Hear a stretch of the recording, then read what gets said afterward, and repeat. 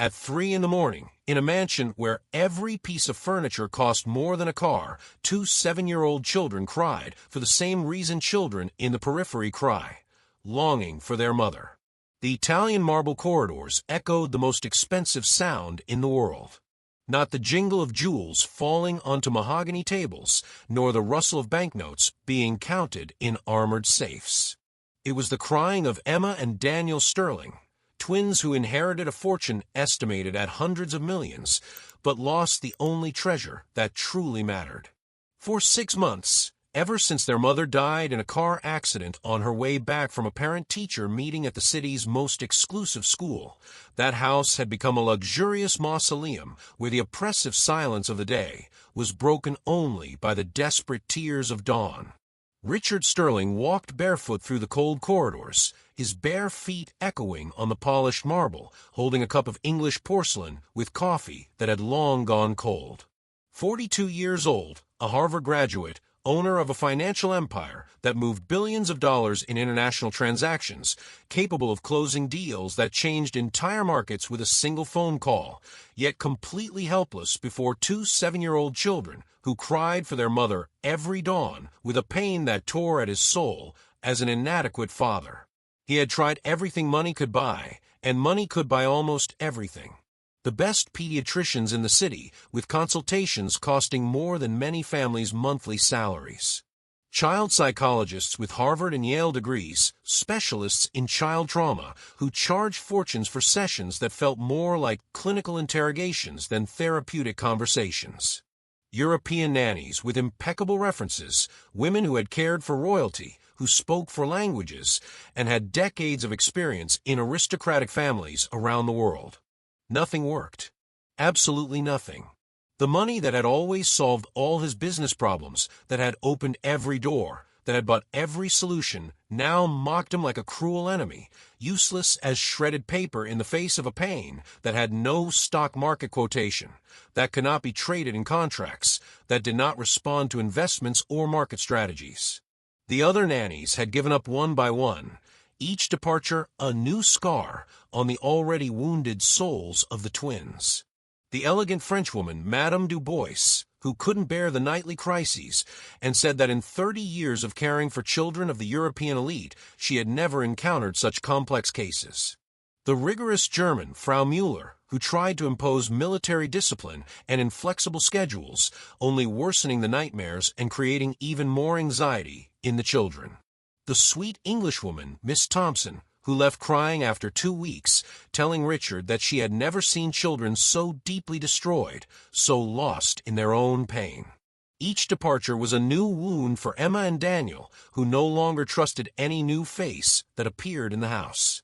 They had learned with the cruel wisdom that only wounded children develop, that all adults eventually leave, that all promises of care are temporary, that abandonment is the natural state of things, and that hope is too dangerous a luxury to allow oneself. On that rainy Tuesday morning, a woman got off the city bus on the corner of the city's most expensive street, between mansions that looked like small palaces and gardens that cost more than entire houses in other neighborhoods. Helena Santos, 38 years old, a pedagogue, graduated from the University of Sao Paulo with a specialization in early childhood education, carried a worn synthetic leather bag that had accompanied many moves, many hopes, many disappointments. Her resume was carefully folded in her purse, but she knew that on paper it wouldn't impress anyone in that elite neighborhood. There were no famous names, no references from well-known families in society, no veneer of sophistication that the rich expected to find. There was only genuine competence, true love for children, and a deep understanding of human pain that no elite university teaches. Her clothes were clean and carefully ironed, each piece chosen to make the best possible impression within a tight budget, but they were clearly not from the same boutique where the neighbors did their monthly shopping. The simple black coat, the basic dress pants, the unbranded white blouse, the comfortable and practical shoes, everything screamed lower middle class in an environment where even the maids' uniforms were more expensive than her Sunday clothes. As she walked along the immaculate sidewalk, lined with elaborate gardens that cost more than her annual salary and were maintained by entire teams of landscapers, she felt the stares clinging to her through the French silk curtains of the neighboring mansions. These were not neutral looks of curiosity about a new person in the neighborhood. They were looks loaded with strangeness, distrust, genuine surprise, as if someone had placed a crumpled real note in a wallet full of new dollars. Some neighbors even came to their panoramic windows, pretending to water ornamental plants that were already perfectly watered by automatic irrigation systems just to get a better view of that intruder, who clearly did not belong in that scene of privilege. Others whispered on a phone, probably speculating about the presence of that woman, who completely clashed with the carefully cultivated aesthetic of the city's most exclusive neighborhood. Helena knew exactly what was going through their minds, because she had faced those stares her whole life. A black woman, simple, with clothes that announced financial limitations, walking determinedly towards a Sterling house, the most influential family in the region. The neighbors were already mentally calling each other, wondering if Richard had checked the references properly, if he wasn't being too hasty in his choice, if grief wasn't affecting his judgment on such delicate matters. After all, these were the most precious children in the region, heirs to a financial empire, recent orphans who needed specialized care. Would such a woman understand the specific needs of such refined children? Would she know how to deal with the necessary etiquette, with social protocols, with aristocratic habits, with the formal education those children needed to maintain to become worthy of their inheritance?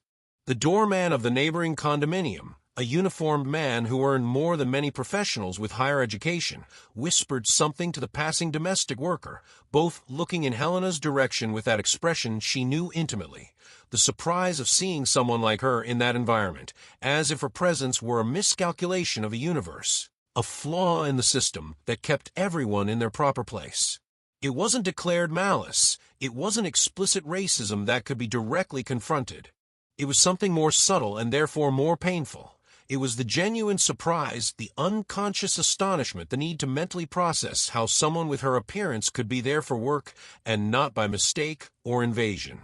Helena felt each judgment like tiny needles penetrating her skin, each glance a reminder that she was being evaluated not by her competence or character, but by criteria she could never control. But she continued walking with her head held high and her shoulders straight, because she had learned something fundamental over the years. Dignity is not something others can give or take from you. It is something you carry within your chest, regardless of how many people try to convince you otherwise. She knew something those people behind their expensive curtains didn't know. Pain has no social class. Suffering does not choose skin color or bank account.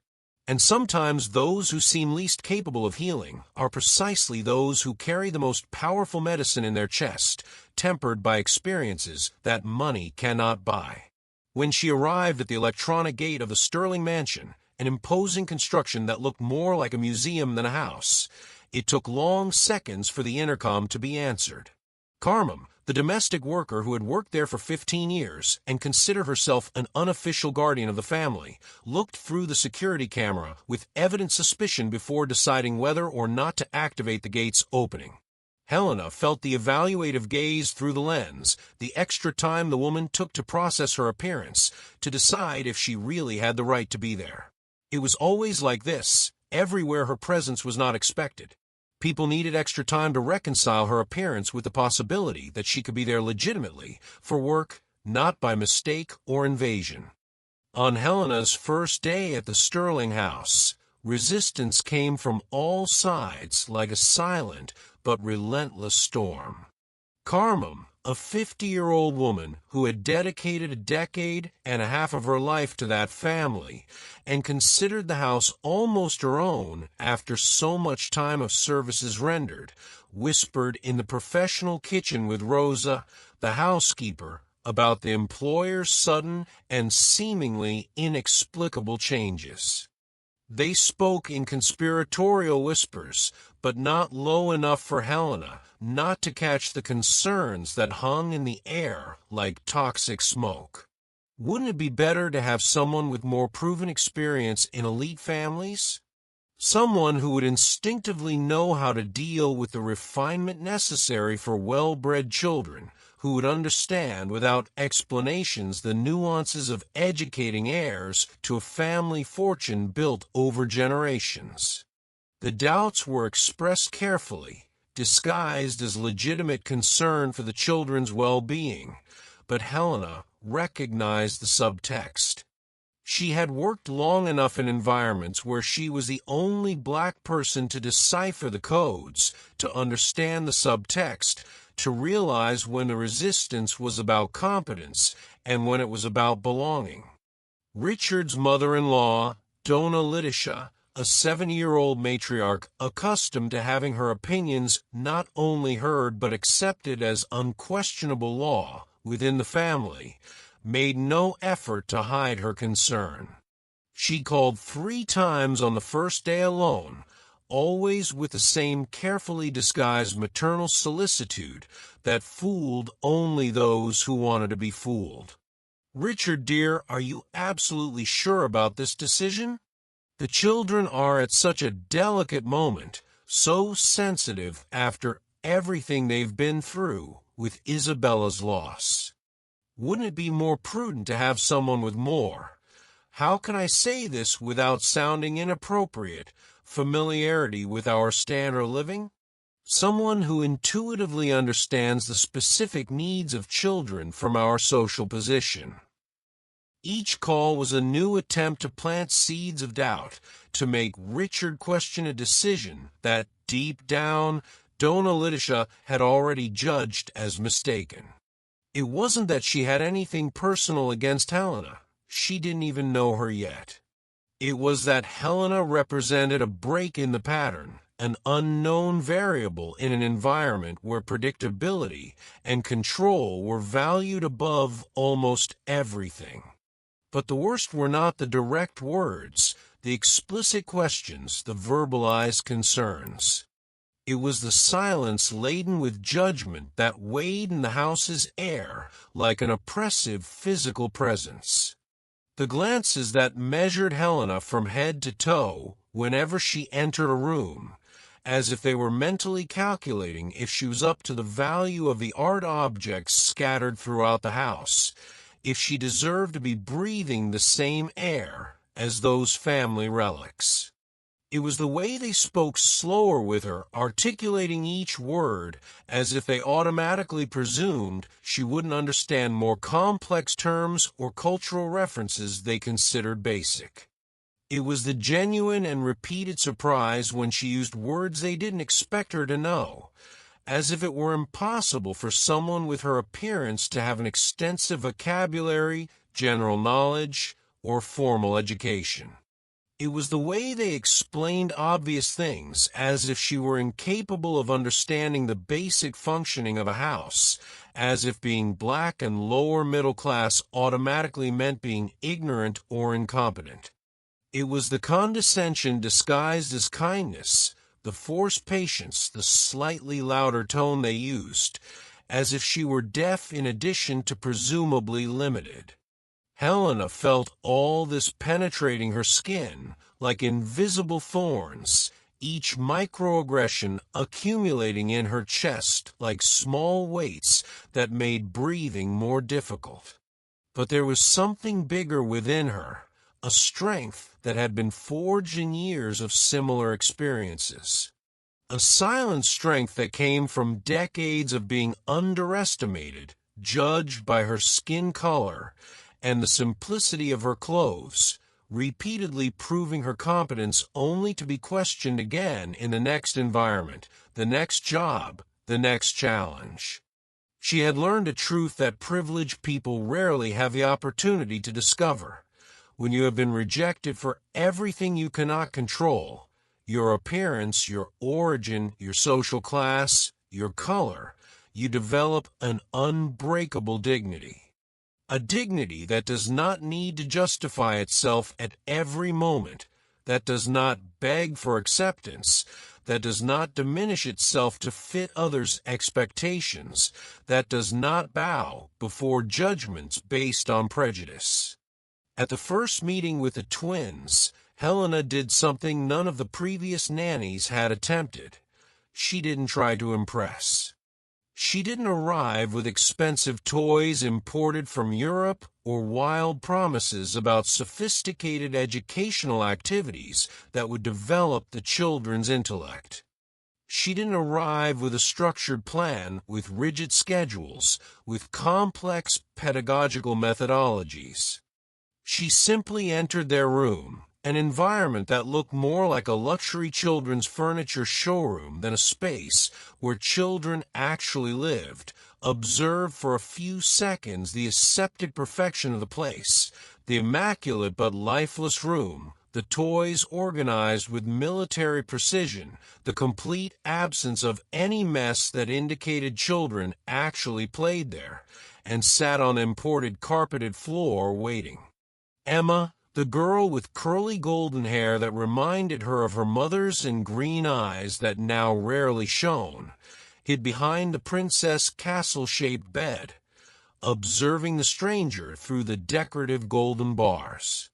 Daniel, physically almost identical to his twin sister, but temperamentally more courageous and confrontational, stood at the bedroom door, evaluating that woman who didn't look like any of the other nannies who had paraded through there in recent months like rejected candidates in a cruel audition.